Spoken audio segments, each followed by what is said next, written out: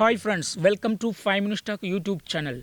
Here is Samsung Galaxy A17 5G smartphone. In this video, you will learn how to change SIM card name in your phone Samsung Galaxy A17 5G. First of all, go to the settings of your phone here. Then go to connections and here select SIM manager.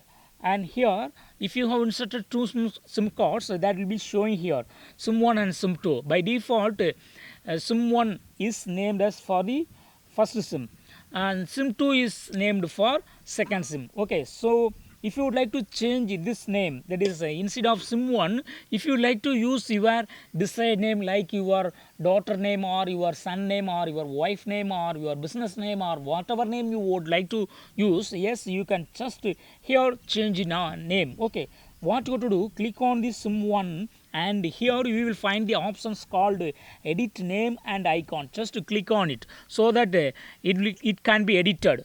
See here, just tap on this field and just delete the available text SIM 1 and write your own text. Here I just write my text Mingy Jesslyn. But characters have been limited here, so you can use the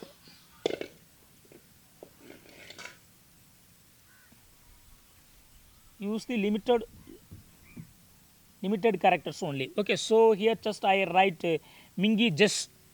Yes.